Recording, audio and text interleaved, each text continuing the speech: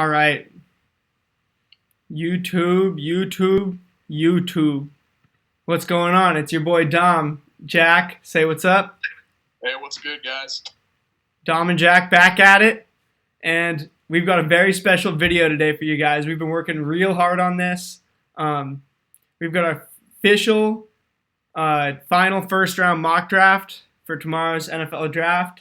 And we're just going to get straight into it. This is the best video and the most time by far that we've put into any of them so far. So let's just get straight into it.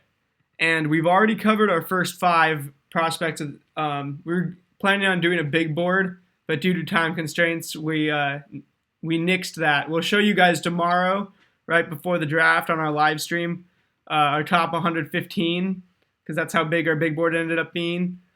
Anyway, the first 5 on our big board ended up being the top 5 picks. Joe Burrow, quarterback LSU. You know we had to put him in Cincinnati, number 1 overall.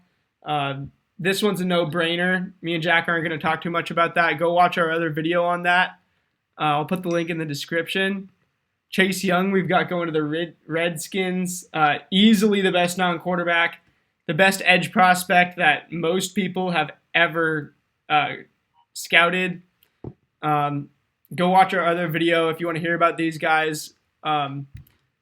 Fitting with the teams, we don't need to talk about too much either. Young fits right into that Redskins defense. The one part that's not bad is their front 7, and Chase Young's a generational talent. I think he'll be leading the NFL in sacks in a couple years. Jeff Okudah, I've got going 3. This is where it starts to differ from the big board. Not going to talk about him as a player. Again, cornerback. As a cornerback, he checks all the damn boxes. He's about as perfect as it gets. And yeah, go watch the other video if you want some analysis on him. We've got him going to the Lions at 3.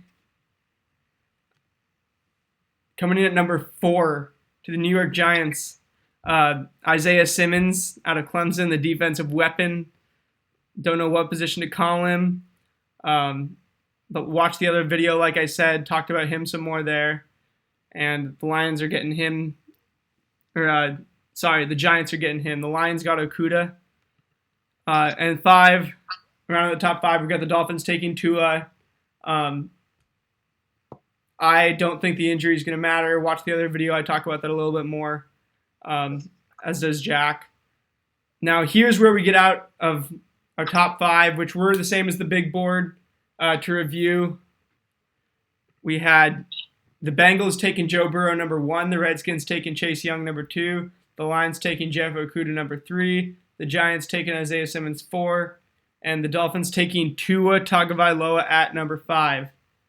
At number 6, we've got Justin Herbert, QB out of Oregon, selected by the Los Angeles Chargers. Almost said San Diego for a second.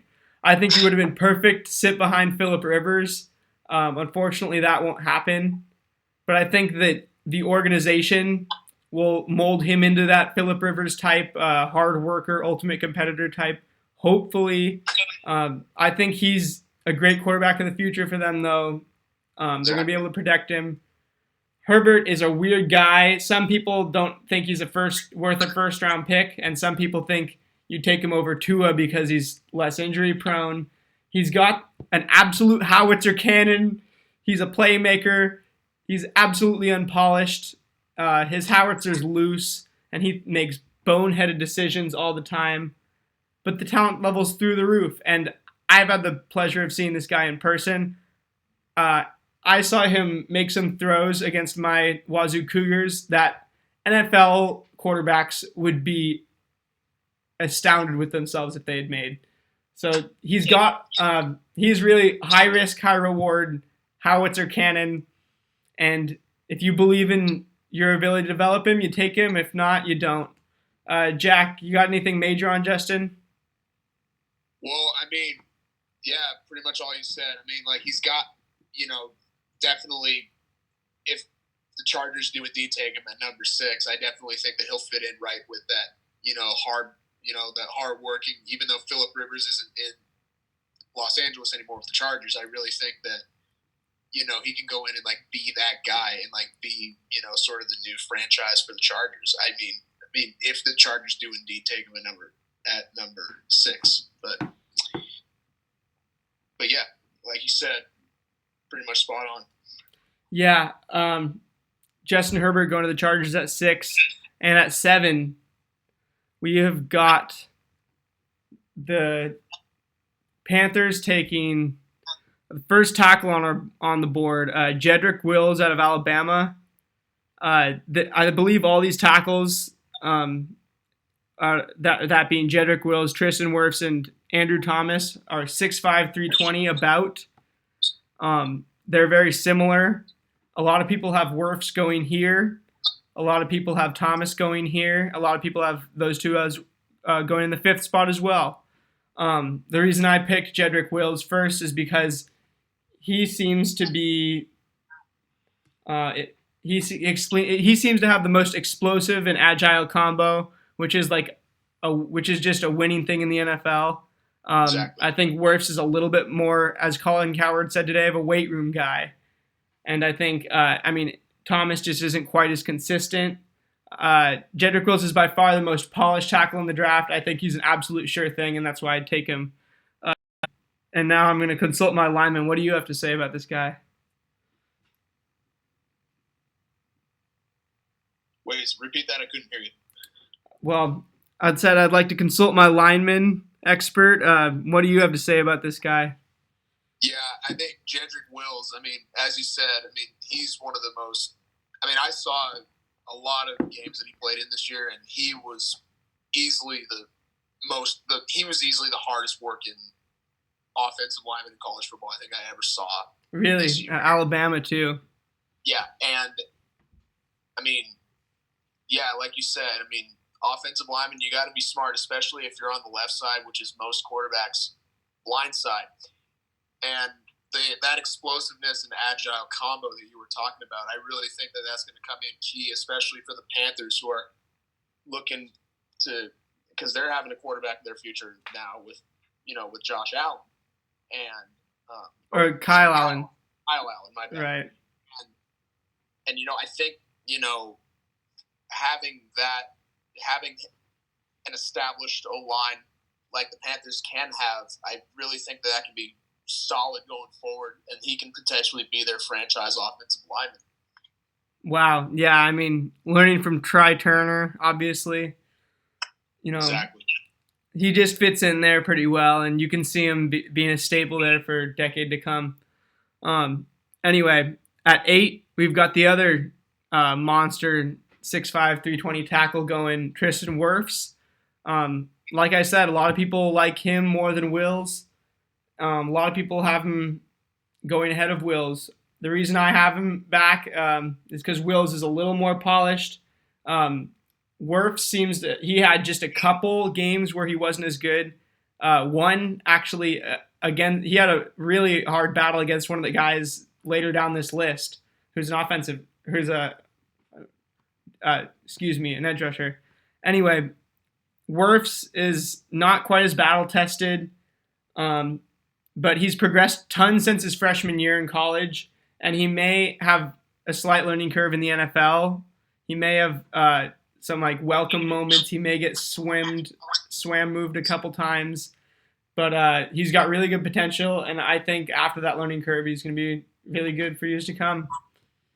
Exactly, and like you said before, I think that if he does indeed go to the Cardinals at number 8, I think that you said he had a couple bit of problems this year with pass blocking, especially. Yeah, but I definitely think if he can get that figured out, the Cardinals are more of they like to throw the ball, Yeah, and I think that Kyler Murray's going to have a trustworthy tackle. If he does play on the left side as opposed to the right side, I definitely think that they're going to have to open up the game a little bit more for Kyler Murray to throw the ball. So that you need that protection up front. So I think if Wirfs can get that pass blocking down, I think he'll be solid there. Yeah. Thanks, Jack. That's pretty much what it comes down to. He's a big guy. He just needs to get a little better, but all the signs are there. Yeah, worst the Cardinals at 8. At number 9, the Jacksonville Jaguars select Javon Kinlaw, defensive tackle, University of Southern Carolina. And let me tell you, this guy has monster potential. He's 6'6", 305, and he is fucking mean. Okay, he stood out at the Senior Bowl. He was the name on everybody's lips. He was bench pressing the really good centers like Lloyd Cushenberry. He was, just ruining those guys. He was blowing up the middle of the line with fellow draft prospects that, teams are going to take, hoping to protect their quarterbacks from guys like this. And obviously, he's a game breaker. Yeah, I don't see anything stopping this guy in the NFL. What about you, Jack? Yeah, spot on, exactly like you said. I think that, he was just that raw strength. I definitely think that's going to be a big key for a team like the Jaguars, who rely a lot on their defense. Yeah. Javon Kinlaw going to the Jags shores up that defense, restarts that Saxonville defense, I think, and hopefully they can have a new era with those sick jerseys and less problems organizationally. At number 10, I have the Cleveland Browns selecting the third offensive tackle in a row, Andrew Thomas. They freak out after both of those guys go, but they get their guy in Andrew Thomas. Similarly sized, the last two. Although he's not quite as consistent, he's excellent at times. He's makes some impact plays. And his floor is just not quite as high as Wirfs or Wills. He could be a little bit more, he could have some more problems. He could just be inconsistent over the course of his career if he never figures it out. And I don't know, his overall potential seems to be as high as Wirfs and Wills, but I don't think it's really this. I just think both of those guys have higher, more physical tools, higher physical potential. I was hearing from Joel Klatt, who has him number 5 in his mock draft today, that he's just done a really good job against SEC guys, and there's a lot of reasons to like what you've seen out of him.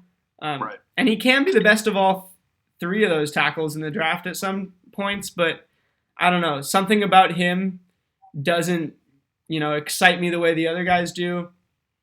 I think he's easily just as good, though, and the Browns are happy to get him at 10. Exactly. I couldn't agree with you more right there. Yeah. That's a pretty simple one. Browns get their tackle. Baker's hopefully not going to die.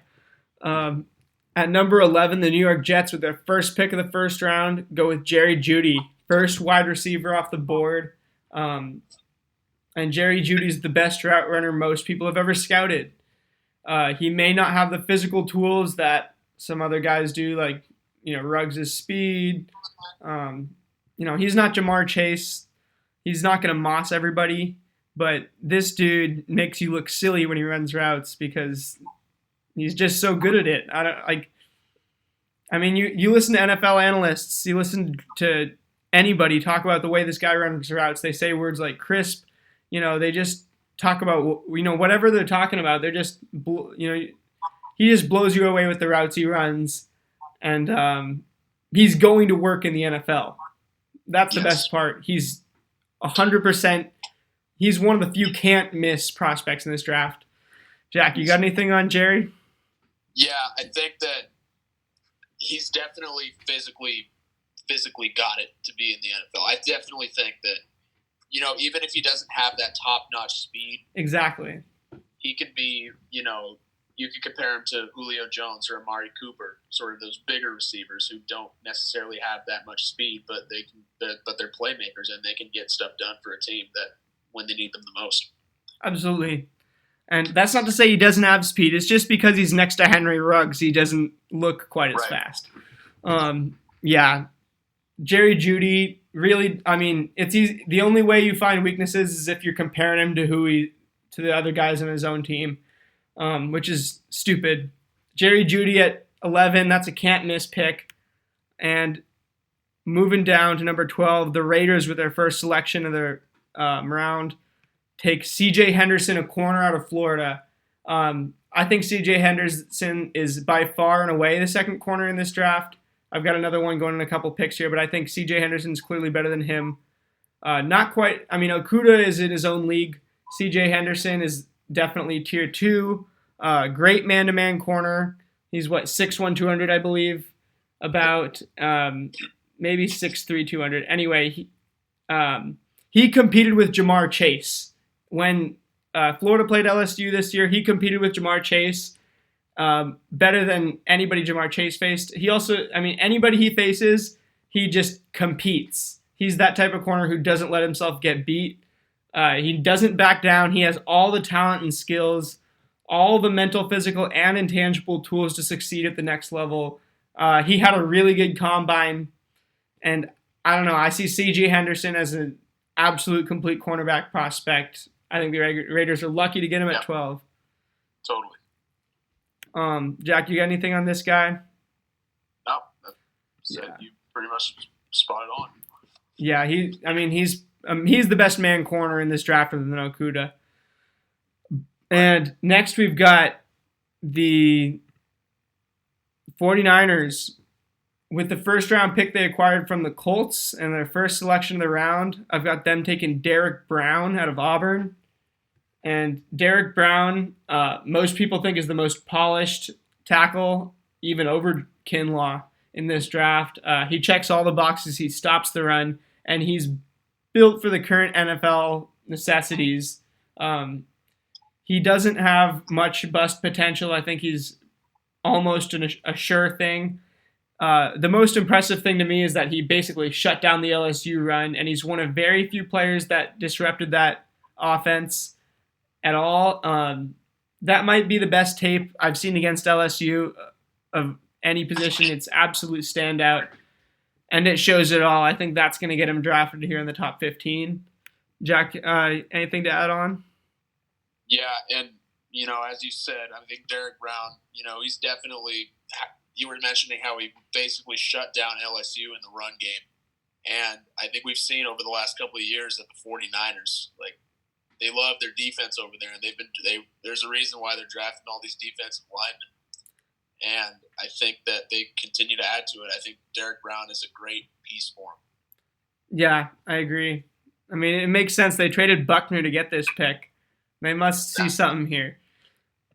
Moving on, the Tampa Bay Buccaneers add to their insanely new look offense with a really new looking tackle, 6'7", 367, Mekhi Becton out of Louisville. Now this is a high risk, high reward pick all the way. Mekhi Becton also runs a 5'1", 40-yard dash at that size, which is absolutely unheard of. Jack, can you attest to how? What'd you say? 6'7", 340? 6'7", 367, and a 5'1", 40-yard dash. Yeah, that is a guy that big. I could maybe seeing a guy that big probably going like a 5, maybe a 5'5", but a 5'1", that is really good. He was projected. That big. Yeah, he was projected to run a 5'5", and guys were saying, no way he's going to run a 5'5". That's insane for that size. And he ended up running a 5'1". So yeah. This dude has some crazy physical tools. The only problem is he's shown very little in terms of consistent pass protection. Almost zero, real consistent pass protection. He makes impact splash plays, but as an O-lineman, that's not exactly what you're looking for. Yes. I think his ceiling is Tyron Smith, and his floor is Greg Robinson. Yeah. I couldn't tell you what this guy's going to be, but I think the Bucs have whatever they need to take this huge motherfucker and throw him right in front of Brady. Tell him not to let anybody touch him. I just think it would be fun to watch, to be honest. And one more thing, too, to add to that. Depending on what side he's going to play, either left or right, I'm not sure at this point, but you got to remember Tom Brady's 43 years old, and he maybe has 2 years left in the league, and you gotta put in a guy like this who, he's shown this inconsistency, but you gotta have a young, fresh guy out there because you don't want Brady who's getting killed out there when he's at the end of his career, and then you throw in Gronkowski, put him right next to him. I definitely think that and Gronkowski, don't get me wrong, he's a great pass blocker too, but I think that it's gonna be really up to him in the offseason to see if he can fit in with that offense and whether Brady can trust him up there. Right. Yeah. I mean, we've heard and seen Brady be one hit away at times from, getting taken out of the game or retirement, or, people talk like that. And obviously we've seen Brady look a certain way after getting hit these last couple of years. So I think I think it makes you feel, I think you take a sigh of relief after picking Mekhi Becton here if you're the Bucs. Yep. At 15, I have my third corner going off the board. Christian Fulton out of LSU. I think the Falcons need to shore up their secondary. They've got some. Dude, you missed the Broncos at 15. Oh, whoops! Here, my list is a little screwed up. Give me a moment. All right, I've got CeeDee Lamb going to the Broncos at 15. All right, CeeDee Lamb. I think this is one of the steals of the first round. Actually, I don't think he should be on the board this late.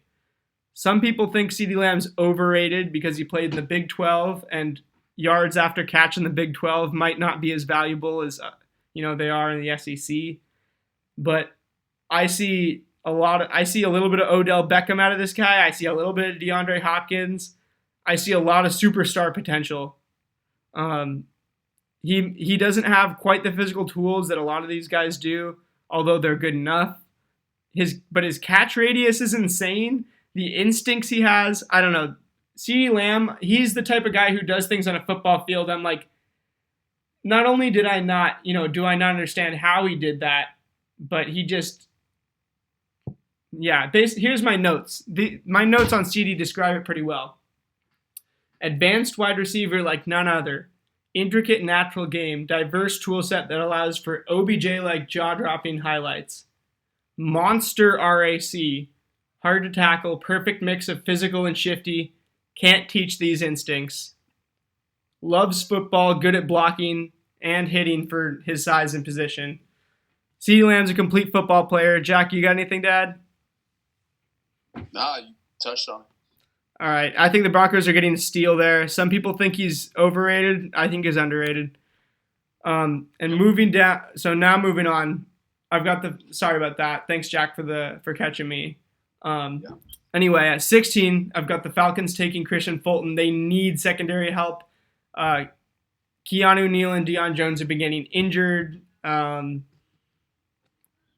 forget who their corners have been, but Desmond Trufant's been in and out of the lineup, injuries, and that other spot I forget who they've been putting there, but I know it's been a problem, a major one at times. I think they take Christian Fulton, keep him down south, and the only problem with this guy is that he's got 1 year of film. Because he played at LSU, he didn't start his junior year, or his junior year. Wait. Yeah, you were talking about Isaiah Oliver back there. About that Falcons corner that you were talking about. Yeah. Thank you. That's what I'm talking about. I don't want to gas him too hard, but Fulton glues to receivers. He's the 1 year of starting experience. And obviously there's a few plays where he gets Justin Ross in the national championship. Here he's actually lined up on T. Higgins, who I think he did a pretty good job against the Natty. I think he did a pretty good job overall in the Natty. I think he's clearly he's almost a tier one corner with Okudah and Henderson. Like, if that's the tier one. Obviously Okudah's on his own. I think he's every bit as good as Henderson if last year was no fluke though. And some people think it is because of the LSU defense. It's going to be interesting to see how he plays in the league, how these teams scouted him. He could get picked really late, but I rate him really highly, and I put him up here. Jack, you got anything to add for Christian? No. Yeah. No. All right.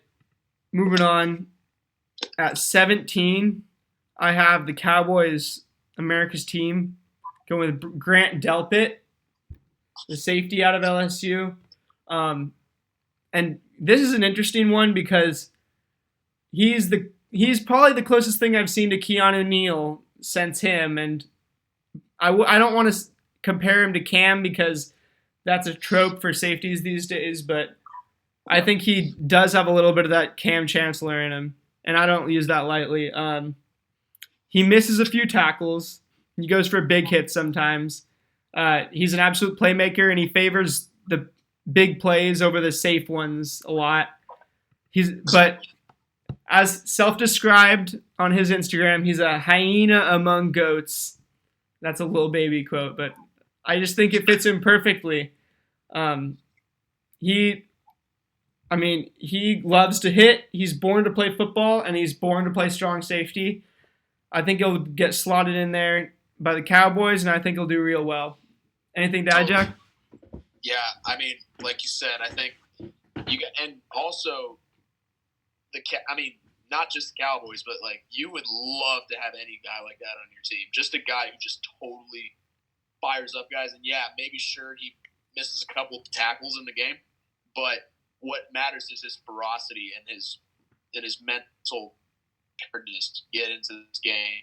And I think in the NFL, it's a whole different thing. Like emotions are higher, and you're getting paid. So and America's watching you. And a team like the Cowboys, where you have a large fan base, I think he'll definitely fit in. And I think that Cowboy fans they'll love him for a long time if he ends up going to Dallas. I agree. Yeah, I think I agree.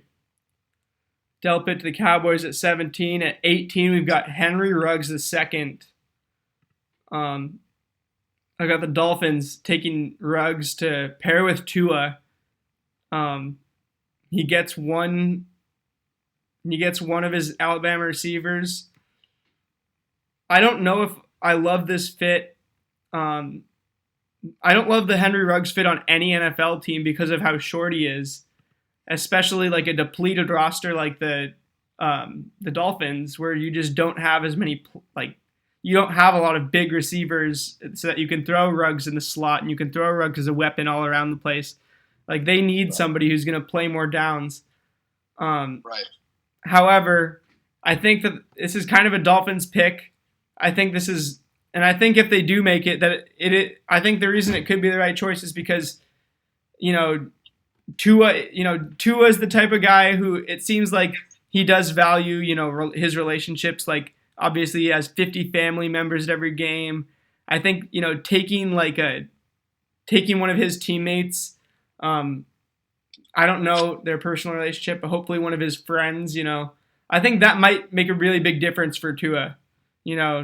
Just having somebody that he has chemistry with, having somebody that he, knows, like that just strikes me as something that would work well. Like Tua, coming into the NFL with one of his receivers. And Ruggs, the Dolphins do have a depleted roster, but that's all the more opportunity for Ruggs to, get playing time. Yeah. And figure stuff out. Ruggs as a prospect is interesting because he's ran an unofficial 4.18 in high school. If you've seen his high school dunk tape, then you know what type of athlete he is. Other than speed, he's an insane athlete. And all of his wide receiver attributes are good. They're just not as good as some other Bama receiver. Elite route runner, just not quite as good as Judy. Very good fast twitch muscles and reaction and agility. Just not quite Waddle, right? He's not quite Jalen Waddle. And he's pretty good after the catch, but he's not Devontae Smith. So he's a weird one, but I think the Dolphins take him. I think it's a perfect storm. What about you, Jack? Yeah, so I think especially with a guy like Henry Ruggs, I think based off of all the stuff you just described, I definitely can see, especially early in his career, it might take him a couple of years to really get into the wide receiver fold of things in the NFL, but I think even his rookie year, he could be a solid guy on special teams. like based off the stuff you just said, just because like the unofficial 4-1-40, like he could be a solid punt return or kick return guy even. And I think that, those special teams, like you never know where it's going to take you. But I mean, if you can show out on special teams, you're going to get playing time on offense. Right. And I definitely think that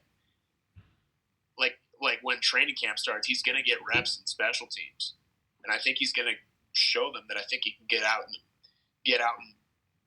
play. I think he's ready to go. But I think he's just going to start out in special teams just to see, how he produces on the field. Yeah, I agree. I mean, we'll have to see. We're kind of justifying this pick. I don't think we have to. I think it is a good pick, and I think it makes sense. Ruggs to the Dolphins. At 19, we have the Raiders taking T. Higgins with their second pick. They got C.J. Henderson, and now they're taking T. Higgins. Obviously, they took all those Clemson and Bama players last year. They like those players. I think this is a good pick for them because they need a weapon on offense. I think T. Higgins is that guy. I don't know. Clemson receivers, it's hard to really talk about him because T. Higgins could be wide receiver one, but he's not polished. Some plays he looks like DeAndre Hopkins, and he's not, but he's just not consistent, really. I think he could be kind of a bust NFL like wide receiver. He could be like a, not in the same mold, but his career could go the route of a Josh Doctson or a Laquan Treadwell. But I don't think. I don't know. I just feel like the Raiders are going to pick him here because of that Clemson thing, and I don't know. What do you got, Jack? Yeah, I think that, like you said earlier, I mean, we don't really know, like, first of all, he played with a really good quarterback at Clemson, Trevor Lawrence. So that's right. I definitely think that when you get to the NFL, you never know what team you're going to be drafted on, what type of offense you're going to be in. And I think for a guy like T. Higgins, based on the stuff you just described, we're not like, we don't know how he's gonna be as a player. So I think that, like just giving him some time to develop, even if that means like not getting a lot of reps, just getting reps in practice, Yeah. It's all about getting better, especially when you're a rookie. That's right. And yeah.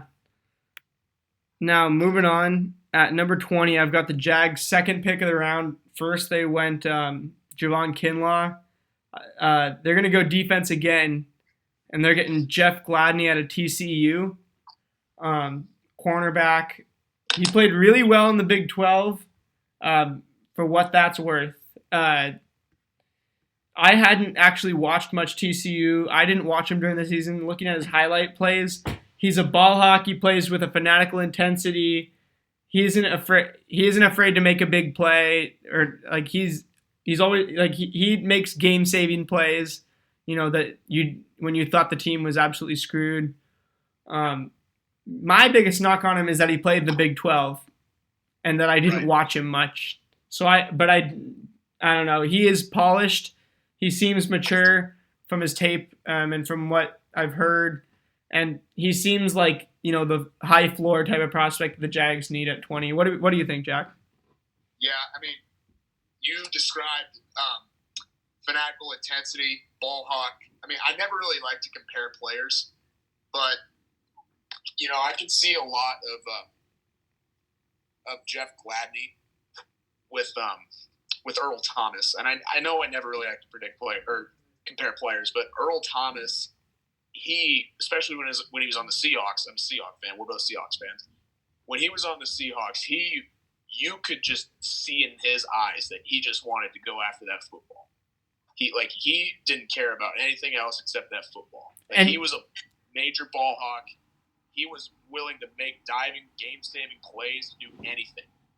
And I think that Jeff Gladney is like a mirror image of Earl Thomas. Yeah, and I'm saying that for a fact. Ooh, okay, that's bold. Obviously, do you think he has that same potential? I don't know about the potential, but like the talent, yes. You think he has that talent, though? Yes. All right. You heard, hey, You heard it here first. If Jeff Gladney becomes Earl Thomas, you know where you heard. All right. Moving on, at 21, the Eagles need one position above all else. This might be the biggest need in the NFL. And it's the biggest position. It's the most stocked position in this draft class. We've got the Eagles taking is this the 5th wide receiver of the first round? Because we've got Judy, Lamb, Ruggs, Higgins. Now Jefferson is the 5th wide receiver of the first round. Justin Jefferson climbed and climbed over the course of this season, really since December in the playoffs when he had this game with 1, 2, 3, 4 touchdowns in the first half. To me, he looks polished. He was a junior this year at LSU. He was a 0-star recruit coming out of college or coming out of high school by ESPN's own merit. And he's an incredibly polished route runner in my eyes. He is, he's kind of instinctual. His instincts take over once he gets the ball, and he's naturally got good hands. His instincts take over RIC for sure. And he just becomes, he kind of is what he is, I think. I think he's going to be a really good number 2 or 3 guy in the NFL. I don't think he's ever going to be a number 1. He's not that type of, I don't think he's ever going to be a star wide receiver, but I think he could have some 1,000-yard seasons. And in the right systems, in the right situations, with the right QBs, he could really, really excel in his role. Exactly.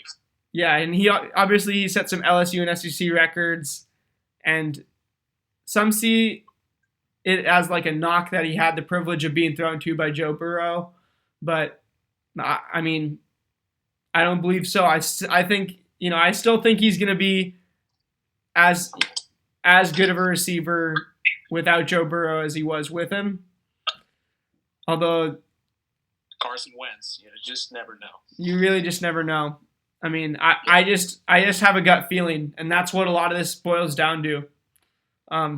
Yeah, Jack, do you got anything on Jay Jetta? No, I don't. I think you said it all. Yeah, Jay Jetta to the Eagles at 21. At 22, fly Eagles fly. And at 22, now this one's interesting because the Vikings, I think there's one player that makes a lot of sense here, but they just pissed his brother off to the end of the world and traded him to the Bills, so I don't think they're going to take Trevon Diggs at 22. And there's also this guy left who, by some people's merit, is a top 15 pick, even top 10. AJ Epineza, I don't know how to say it. He's an edge guy. He's got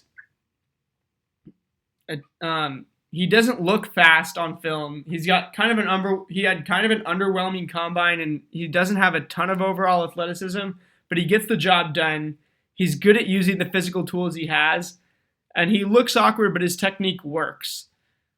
He seems to have a really high floor and plenty of room for improvement, but he doesn't really stand out physically. He just produces in spite of it. Which would scare some teams away from from spending a first-round pick on him, but some teams think they're getting a diamond in the rough. I don't know, Jack. What do you think about this guy and this pick? I mean, I definitely think that because of the fact that he doesn't look fast, but I mean, even though he may not look the fastest, I think his physicality, especially especially going to the Vikings, I think that'll be it's all about technique, That's right. And it's all about technique, and you gotta have good technique, and you gotta be able to produce. So to me, it doesn't really matter how fast you are. I think what matters is, can you get the job done? Yeah, and AJ Epineza gets the job done. Exactly. All right, moving on to number 23. A lot of people have this guy as a second rounder. I've got AJ Terrell going to the New England Patriots. The New England Patriots at 23. And the thing about AJ Terrell is, as you can see in this picture, he was lined up on the number 1 wide receiver in all of college football Biletnikoff Award winner Jamar Chase in the national championship, and he got absolutely burned, just as Jamar Chase had done to everybody else over the course of the season. Bama, everybody other than C.J. Henderson, really, he did it too. I don't fault A.J. Terrell for this majorly. I think it shows his weaknesses. He's unpolished, and he does get beat sometimes. He also missed a couple tackles in the playoff game against Ohio State. So I think those 2 games, the most important games of his career, I think those really demoted his draft stock on a lot of people's boards. But in my eyes, he's still a first-round talent. All the physical tools he has, I don't doubt it. I think he would be a tier 1 corner almost with the other Christian Fulton, C.J. Henderson, and even Jeff Okudah if he played like it for 2 more games. I think he's much more talented than Gladney as well, which is why I have him ahead of Gladney on my big board.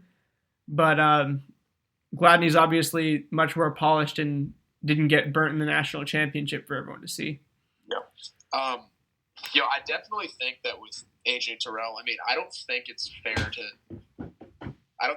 to compare his performance in 2 games this year in relation to like how good of a player and how much potential he actually does have. Exactly. I mean, that's gonna happen. That's gonna happen to every player. You're going to get burned a couple times, and it's just life, and it's going to happen.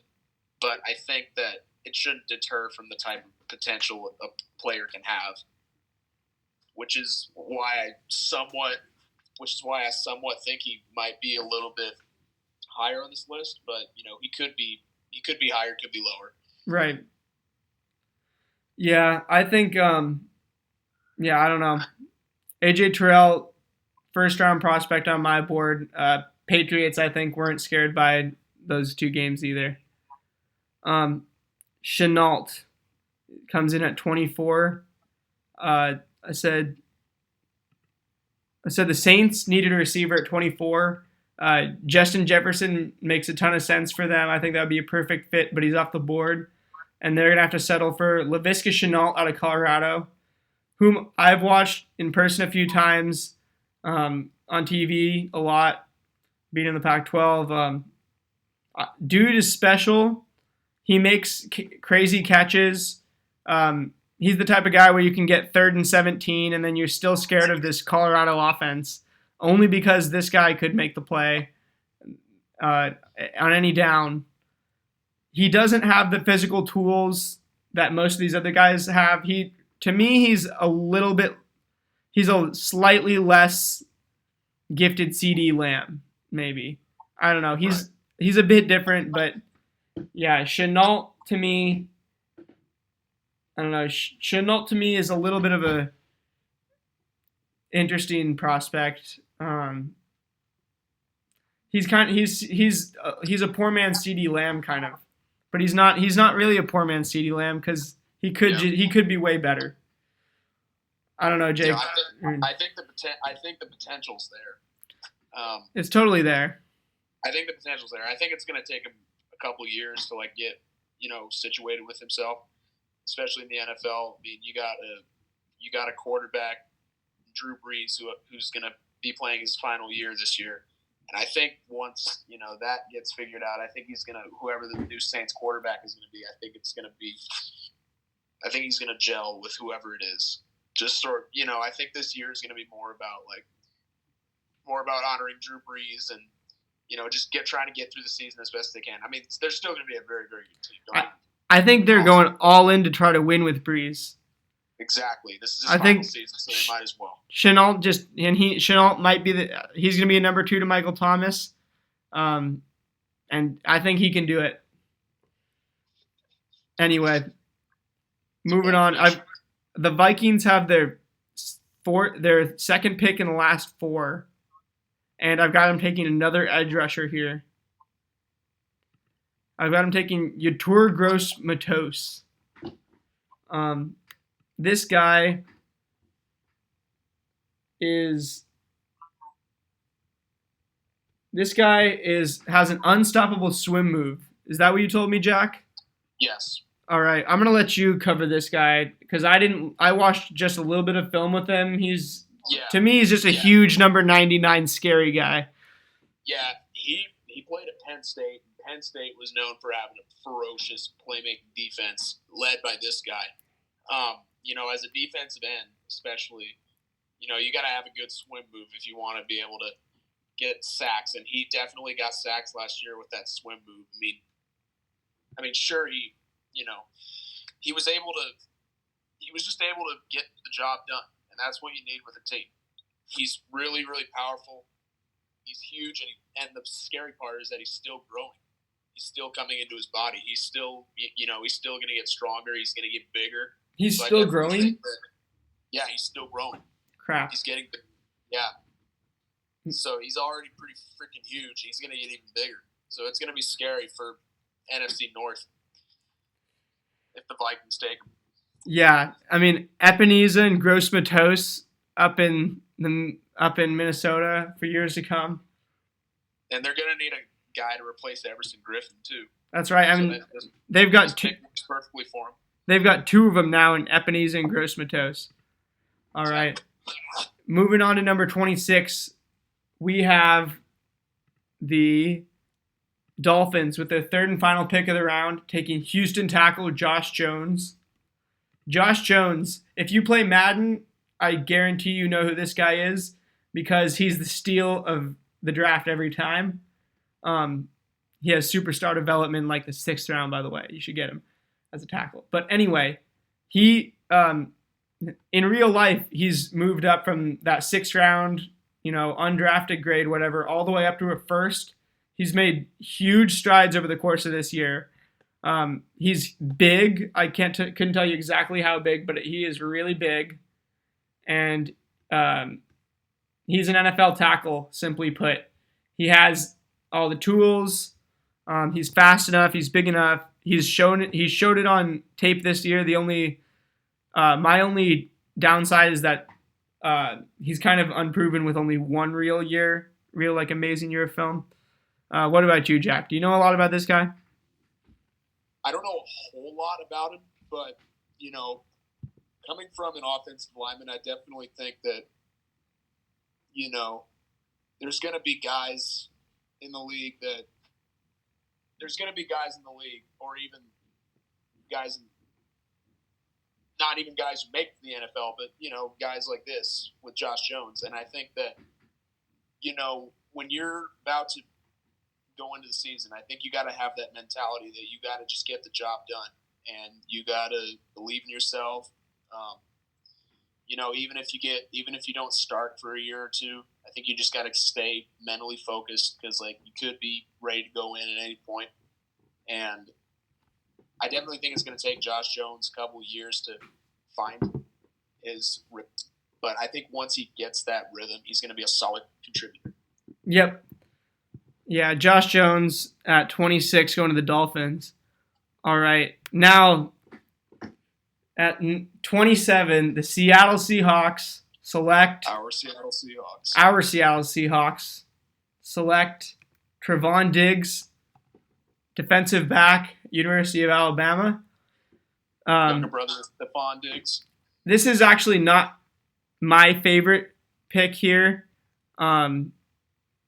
I actually have a different guy that I would take, but I think the Seahawks, there's a good chance they will take Trevon Diggs if he's available. It would be a little bit of a surprise if he fell to us, and I think he's a pretty good pick. I think our secondary is loaded. I think we have 6 possible defensive backs.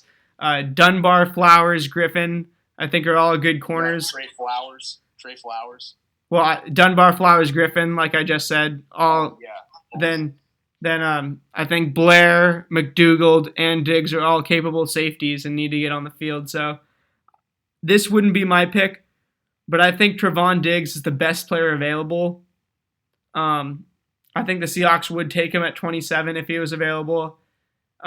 This is a top-end talent that we really haven't had in our secondary since Earl Thomas. Since the Legion of Boom. Yeah. And even the Legion of Boom wasn't thought to be that top-end talent at first in the draft. Right. So this is really the first first rounder we've had in the secondary since Earl Thomas. I don't know, something about he has all the tools to make it. He's long, he's fast.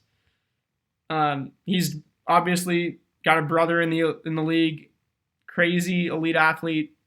Him and his brother, but I don't know. It makes too much sense not to, you know? No, exactly. It makes too much sense not to. And even if he doesn't get reps on defense, I think he'll be solid on special teams. Exactly. He would be an amazing special teamer, and he would allow us some real roster flexibility within the next few years, which John Schneider loves. And I think this is like the pick that I want. I'm not sure is a Seahawks pick, but I'll get to that in a moment. He's actually just a couple picks down. Anyway, I had the Seahawks taking Trevon Diggs at 27. And at number 28, I've got the Ravens with possibly the most loaded roster in the league. I don't think they need anything. I think they go best player available. I think they take his teammate, Xavier McKinney. McKinney is an excellent open field tackler. He's a hard hitter. He's known for his toughness. He's a tough player. You know, that's what the Patriots search for, like 3 things. One of them is toughness. And he's a high football IQ guy. He's been a Bama starter since he was a freshman, and he learned from Saban for a couple of years. So he checks all the boxes as a defensive back and most as a linebacker. He's super versatile, and he matches up all over the field. I just think that he would be the best player available pick for this Ravens team who doesn't really need anything. No, and totally. I definitely think that Xavier McKinney's like he's one of these rare types of players that he can just play all over the field. He could honestly, I think he can play any position defensively on the field. I wouldn't put him on the line because but maybe as an outside rusher. Well, he's let's just say he's real versatile. Definitely could play DB. Could play linebacker in a lot of schemes, and he's the best player available. The Ravens don't need anybody. It's hard to see where they're going. I think that would be a good pick. Anyway, at 29, excuse me, I got the Titans taking Austin Jackson, tackle out of USC. Here you can see he's blocking AJ Epineza. Ajax, I've also watched in person. He's been the most consistent tackle, one of the most consistent tackles in the Pac-12 over the past bunch of years. Although USC has not been as consistent as usual. He's big, he's strong, he checks boxes, he has good film. He's a little slow, and there's a little bit of concerns about his footwork and stuff like that. Jack, do you have any? Yeah, I definitely think that, the footwork especially, as an offensive lineman, you got to have good footwork. He's supposed to have great footwork. That's my bad. Oh. Yeah. Okay.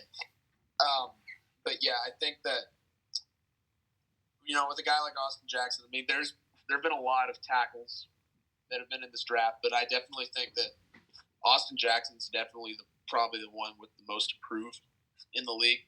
That's why I think he's a little bit further down. I think he's got. I don't really know what his potential is going to be. I think we just have to figure that out for ourselves. But I definitely think that there's room for improvement, and I definitely think that with a little bit of getting stuff done with the Titans, who they have a pretty good old line over there, so I think they can be solid. Like, he's going to be blocking for Derrick Henry. Just think about that. Yeah, I think he'll be a good replacement for Jack Conklin. I think they'll miss him, but also I was going to say Austin Jackson was big and athletic enough to play defense in college, and he actually blocked 3 field goals this year. So he's He has great footwork. I would say he doesn't have the most to prove. I'd say that's definitely Mekhi Becton. Because Mekhi Becton... He's up there. He's definitely up there, though, with a lot. Yeah. I mean, but then followed closely by Josh Jones and Austin Jackson. I think all three of those guys have got a lot to prove. I think with Austin Jackson, though, I don't think even though he may have a lot to prove because, he wasn't much of a prospect for most of this draft cycle. He's not a big name or anything. I do think that he's got a high floor. I don't think he could bust very big. I think, I don't think he'll become a terrible tackle. I think I think he could be inconsistent, but I don't think he could be nearly as bad as like Mekhi Becton or as Josh Jones could. Right. Yeah. And now this is the player I wanted the Seahawks to take, but I've got the Packers taking him at 30, and the self-described sack guru, I've got a soft spot for him, Clavon Chaisson out of LSU. This dude basically is crazy raw, has all the tools and talent in the world. He just hasn't produced the sack numbers and hasn't shown the ability as he should on tape.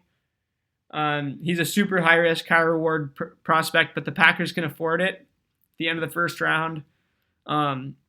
If he does turn out the way that, he hopes, God help everybody in the Packers' way.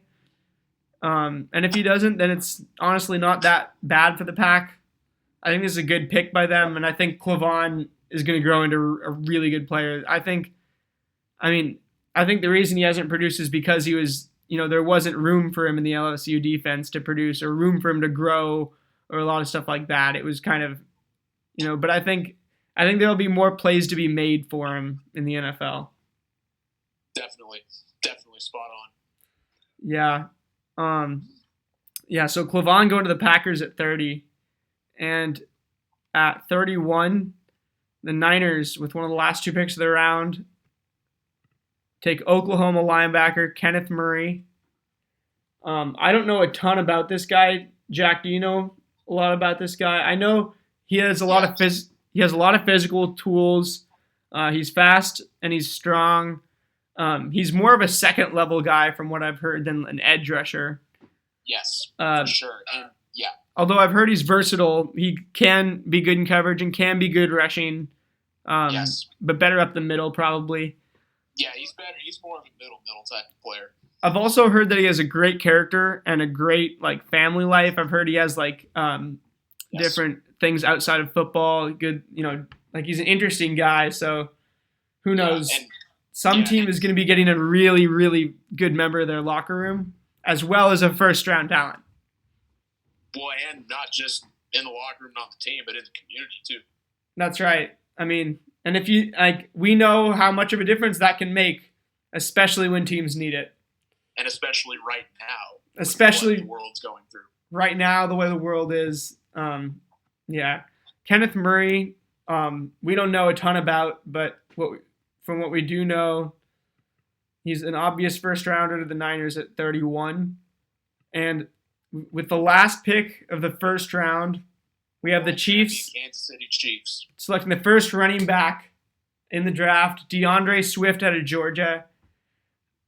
This is a divisive prospect from what I've seen. Some people think, yeah, he's fast, yeah, he's talented, but he doesn't do much special with the ball in his hand. Some people think, oh, he has all these tools, he's got all the tools.